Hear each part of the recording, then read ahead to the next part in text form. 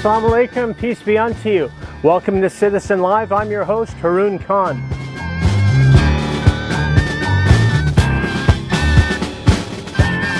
Today, we're on the world-famous commercial drive, Little Italy of Vancouver.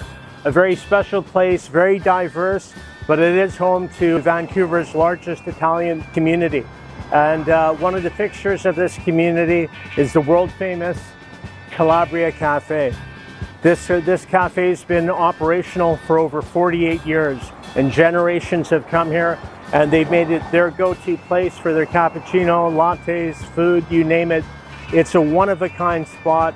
Once you walk in and see this place, you'll know why. On today's show, we get to meet Vince Murdocco.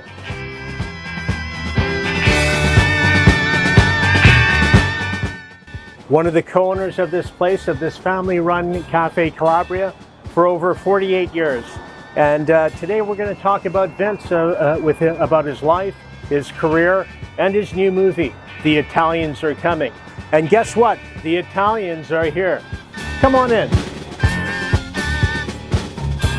There he is. How you doing, buddy? How you doing, Vince? Good. Yourself? Great. Good. Great to see you. This is it. This is where the magic happens. Sure is.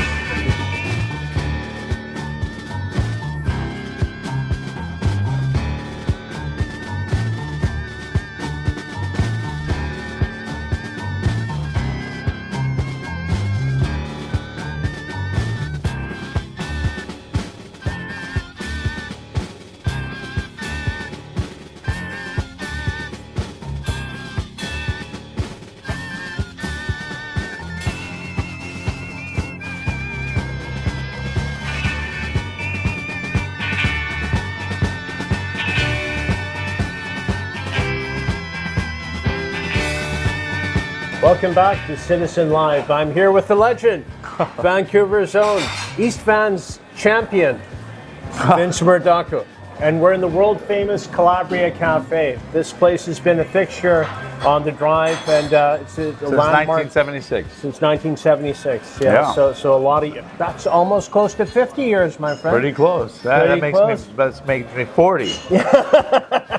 But yeah, my father. You're looking great. You're looking Thank great. you, thank you.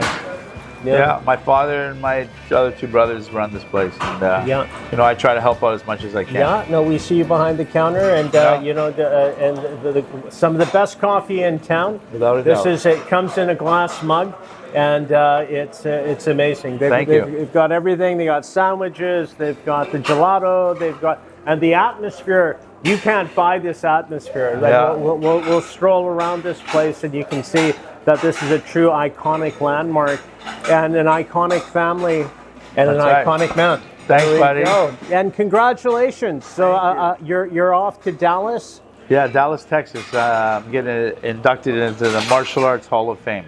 Fantastic. So I'm pretty excited about that. There you go. Yeah. There you go. So what got you into martial arts? Wow, when we go back now when we were kids. Yeah. What got me in martial arts was just basically when I was a younger kid, I got bullied a little bit. Yeah. And so, you know, not fitting in too well, I figured I got to, you know, defend myself. You got to defend yourself, yeah. Stand your ground. That's right, yeah, that's right. So I took up Kung Fu with a gentleman who was studying here on Commercial Drive. Okay. What was his name? Alex Wang, I think it was. Alex Wang, okay. So basically there was a gentleman that came in from New York. Yeah. And what happened is he was training, and I kind of struck a deal with him. I said, if I give you sandwiches on the side, you teach me a bit of martial arts? Nice. And we ended up, that's how I started. And you meshed in. Yeah, we meshed in. Took you under his wing? Yeah. Yeah. And then after that, I liked it a little bit, but then he went back to New York. Yeah. And so then I started to look around. Now I started to get interested in the martial arts. Yeah. And I ended up on Broadway with C.K. Choi, chief instructor of the Korean Army. Yeah. And I started Taekwondo. Yeah. And then the rest is history. I started getting really good at it, and I wanted to see how good I was. Yeah.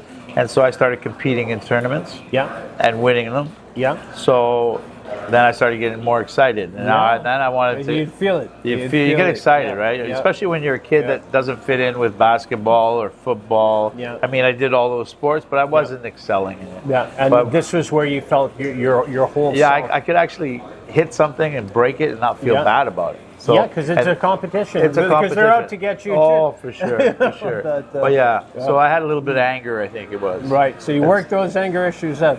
You focus, but that's what martial arts has a great thing about it. You learn respect, you learn dignity, you learn how to handle yourself, and then you get the reassurance that, okay, I feel good, and confidence is the number one thing. Absolutely, and it's like a chess match too. Like when you're there, it's strategic because it's over there. You have to know when, where, exactly. how. And, oh, for sure. It's timing's everything. Timing is everything. Yeah, so it helped playing drums. When I was a kid, I played drums. Oh, you go. So you know what? It was always the rhythm. Yes. So even with punching, there's rhythm. There's rhythm. Yeah. So I always found that helped. Yeah, and as Mike Tyson would say, everybody's got a plan until they're punched in the face. So true. So true.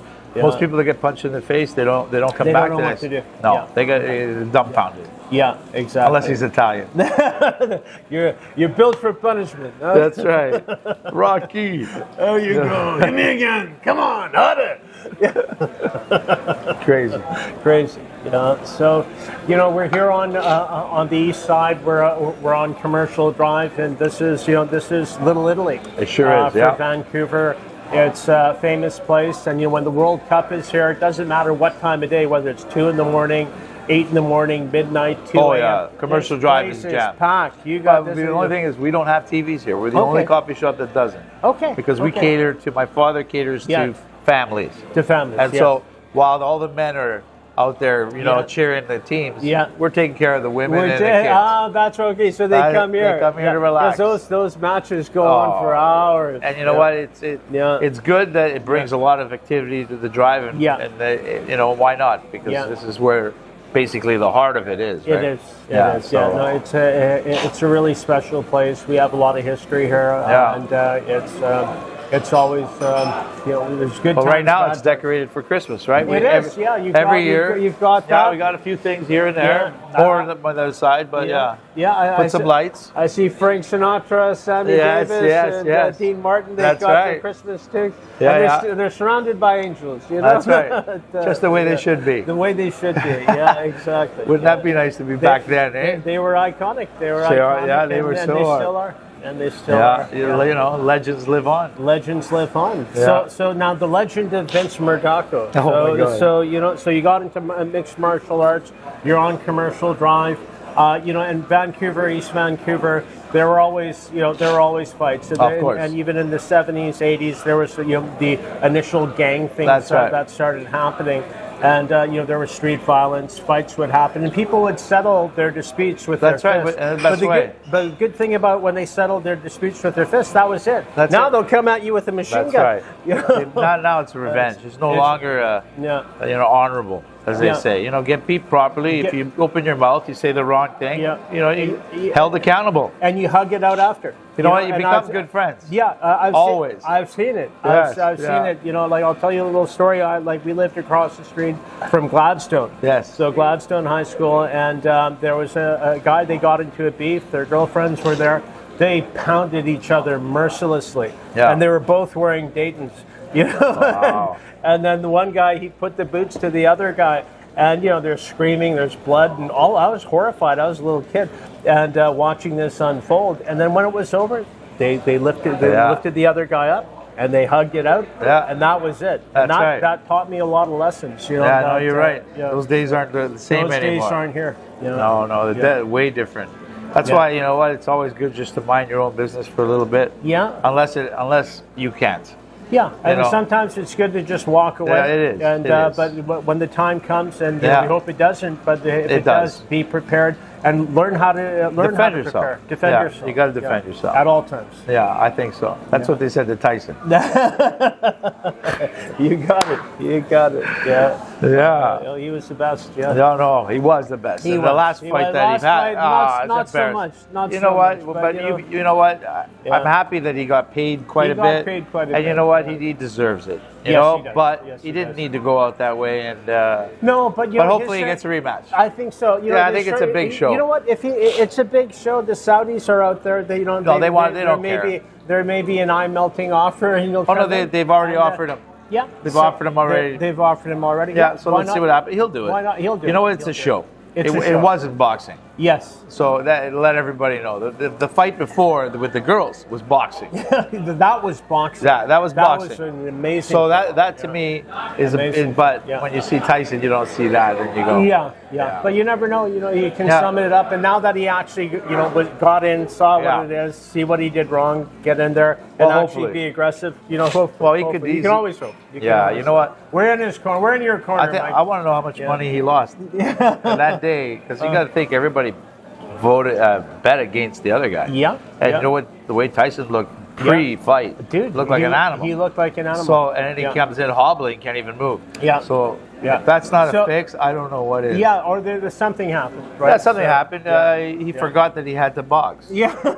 Not only that, you got to show up. Not only that, he must have took some type of. He could have either smoked up or ate some. Well, I think it couldn't have been smoking up. It must have been that toad thing that he takes. There's some weird. That's the DMT. Is that what it is? DMT. The DMT. That's funny. That's a whole nother cycle. That's right. So I think he was on that, and he didn't know where he was. That's why he kept biting his glove. He was biting his glove. Yeah, come on. That's not a nervous tick. That's not. He's hungry. Should have fed the guy.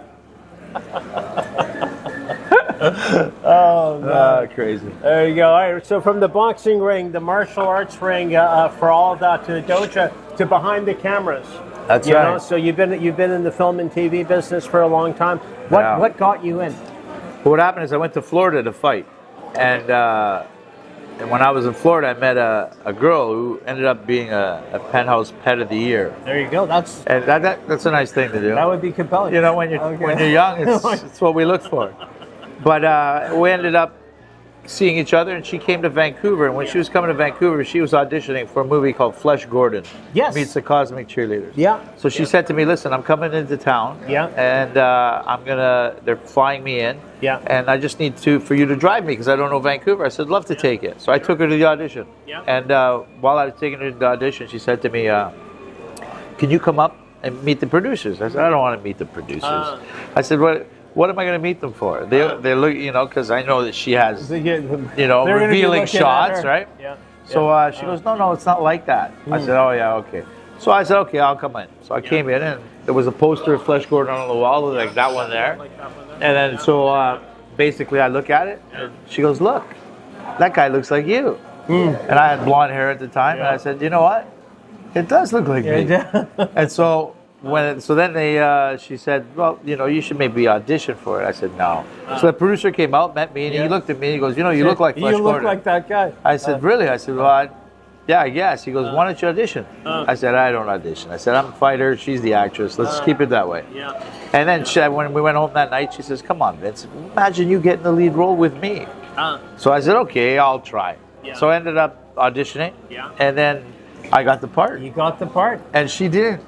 You're kidding? No, she didn't. Oh, that must have been that must have been uncomfortable. She said to me at first, she goes, well, let's make a deal. So if you don't get it, if we both get it together, we do the film. But we don't get it, one of us only gets it, we won't do it. I said, okay, whatever. But when I found out I got it, I said, honey, I'm doing listen, I got it. I've never done a film, right? I got to do it. And so that's how it started. That's how it started. And then from then on, you no longer have that girlfriend. no, but we're still friends. We're still friends. We keep in contact. She's really nice. She's on the back of Howard Stern's book. Is that right? So Private Parts. Yeah. There's Amy Lynn Baxter's her name. So she's on the back of that book. Nice. So we're going to be back with Vince Murdocco live at the famous Cafe Calabria. There we go.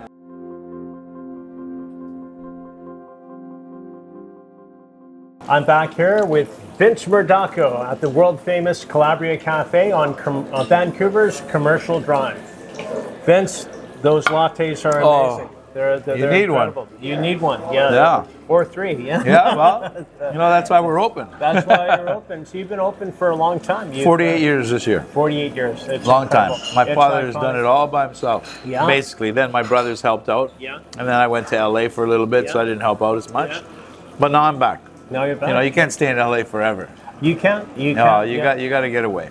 And the home fire is here, and that's right. You're married. You've got kids. Not married, but I do have children. Yeah, I have okay. Sorry, that's still alive. He's still available, folks. Yeah, there we go. Yeah. Okay. Yeah, but not married. Unfortunately, you know what?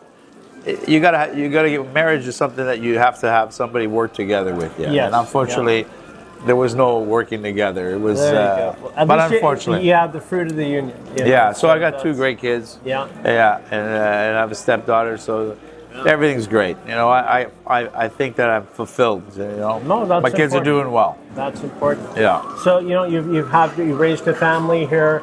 You did Flash Gordon with the Cosmic Cheerleaders in the lead role right out of the gate, starring role.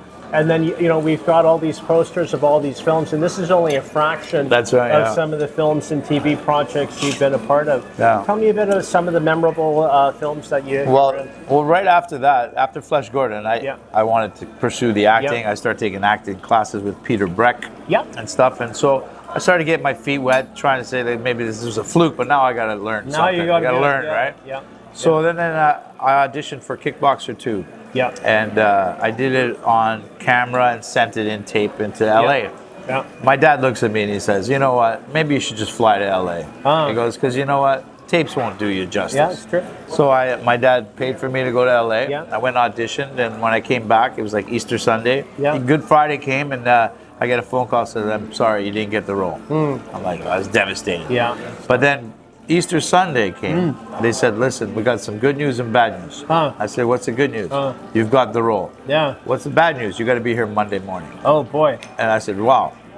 Okay. Okay. So off I went. Off you went. That's no bad news at all. I'm ready. Let's go. Off I went. And so, you know, I was working. That was a big film. Yeah. What happened was, so that was a treat and a half because I was taking martial arts at the time. Yeah. And I was, you know, learning still at that stage. And you're a hardened veteran of the That's ring. right. Yeah. So I was fighting for the North American title then. Yeah. And I thought that would help as a plus for Kickboxer 2, right? Yeah. And so I won the fight, and then I contacted them. I thought that would help more. Yeah. But so when I received the phone call saying that I got the part, I was excited. I went down to California, and then I went to the Jet Center, which is with Benny the Jet. The kid is the biggest kickboxer in the world. He's the legend. Yeah. And you know, he's the guy doing the fight choreographing and stuff. And he says to me, "Listen, I want to see you kick on the bag." I said, "Sure, give me a minute to stretch." Started kicking the bag for him. He goes, do a side kick, do jumping kicks, and I was like a little kid in a candy store. That's what we. So, you know, the best in the world is asking me to do a kick. So I kicked higher than I've ever done. You know, it was amazing. Yeah. And then he looked at me and he says, "You know what? You're my Christmas present." And he goes, "Vinny, we're gonna get along fine." Yeah. So then we started the film, and you know what? It was the most amazing thing because we had guys choreographed from Raging Bull. Okay. So you know, it was top-notch guys. It's not easy. You have to hit it, and you have to go and make it so convincing. Yeah, But you're going like here, or here. You're going like this, or this. Yeah, or you got to this, take the shots. and you're taking the shots. But then sometimes you actually do. Oh, you take do the connect. shots. Yeah, they You do busted my connect. ribs in the film. Yeah. Yeah. That's a And real because thing. what happened was, I didn't know if I was ever going to do another film after that. Yeah. And I figured I'm fulfilling my dream. Yeah. So I said to the guy, I said, "Listen, hit a little harder. Yeah. I can take it. Yeah. Like let's make it Let's real. make it real. Let's make it real." Yeah. But realistically, when you do it later on, you say you didn't have to do that. That's right. Yeah. But you don't know that at the time because you don't know enough about stunt guys or film. Yeah, and it's professional. It's and they're professional. And when you have somebody who works like a dance partner. Yes. If you got a good dance partner, just like on those Dancing with Stars, you know how good they make you look? Exactly. They do a couple of this, and then you look like a king, and you haven't moved yet. Yeah. You know, the girl just does the twist. That's it. You got it. Yeah. I'm ready to dance. Never mind. Do the dance. So so that film was a great experience because I got to work with Peter Boyle. Oh, And legend. I mean, we became good friends, and you know, it's humbling because it's so nice to.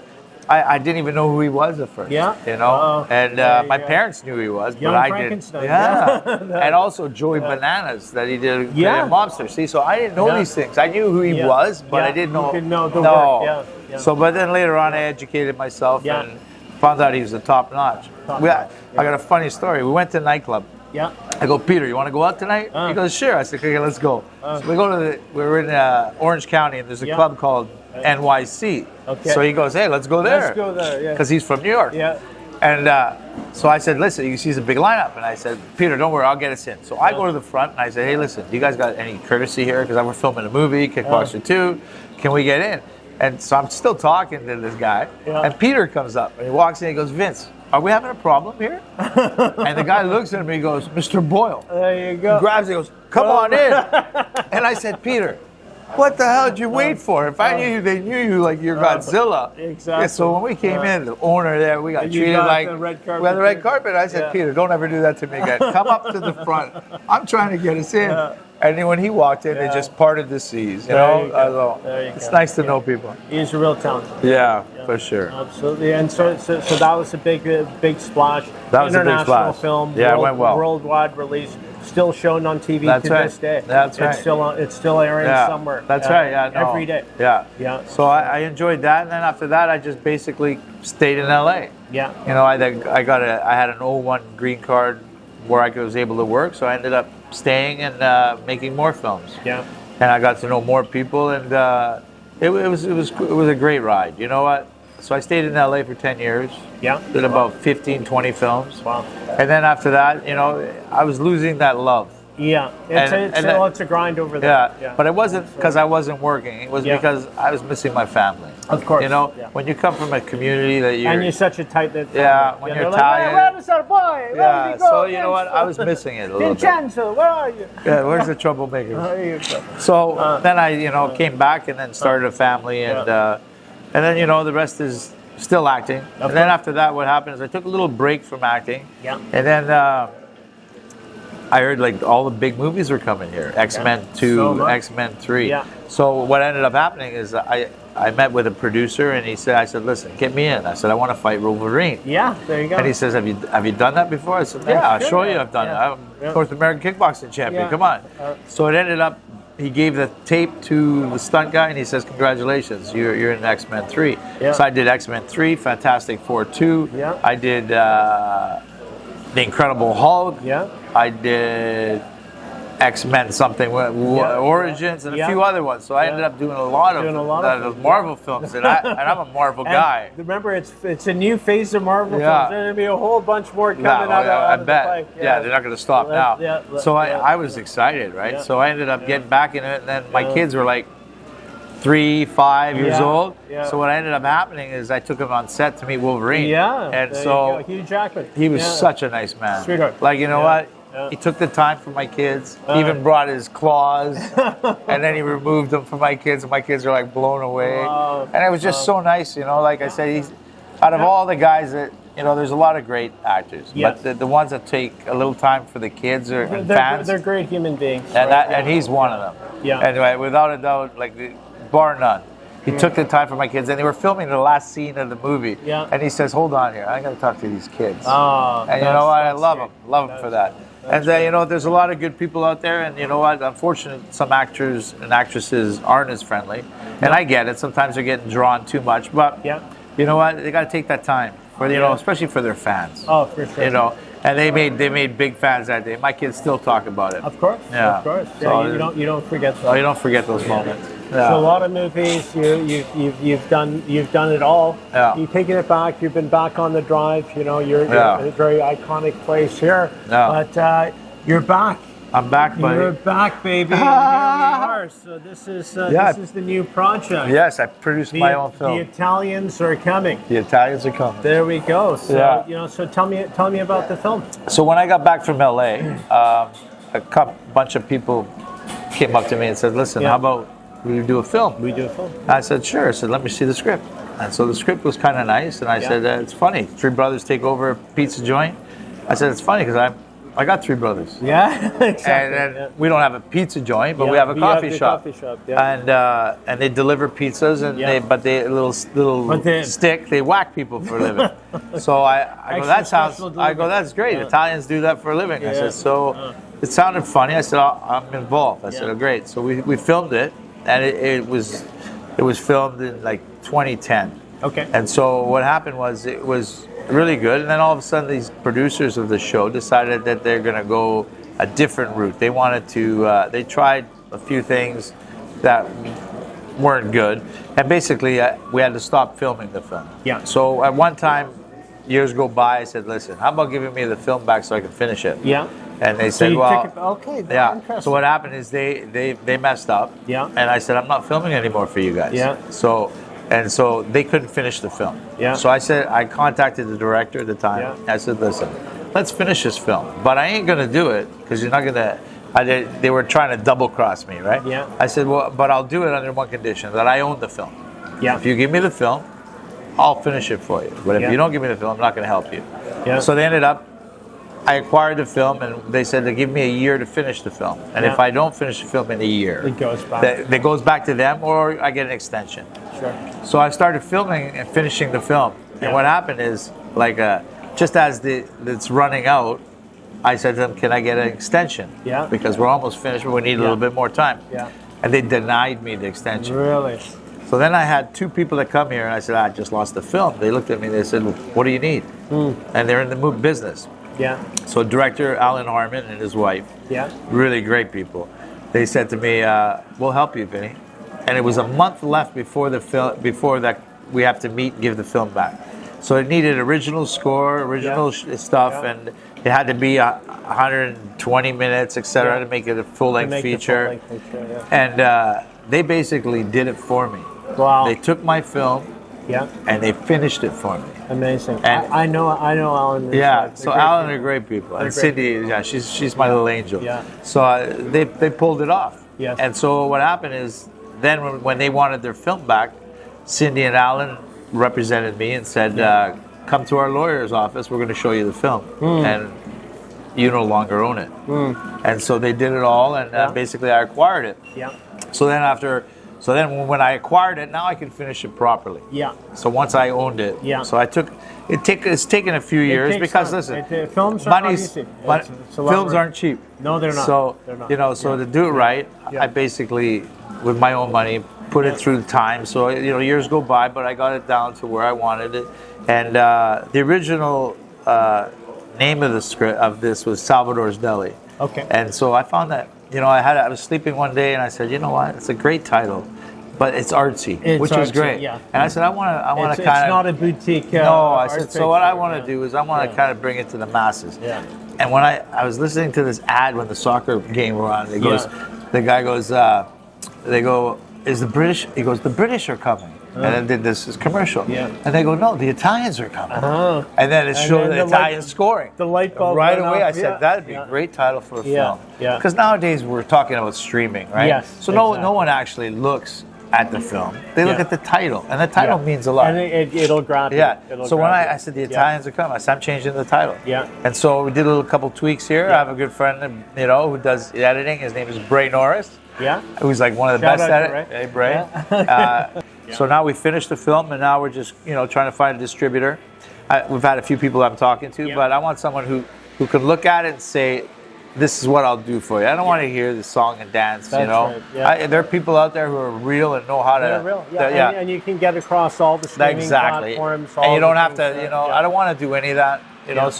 So now right now we're finished, and I'm happy about it. All right. It's So onward and upwards. Onwards and upwards. Yeah. So coming soon, and Yeah. we look forward to seeing the film. And, Thanks, Haroon. yeah, Really appreciate it. Appreciate you, brother. Yeah. Ladies and gentlemen, the man, the myth, the legend, Vince Thanks. Murdocco. You're too kind, buddy. Brother. All the best. Thank you. Thank you. Thank you.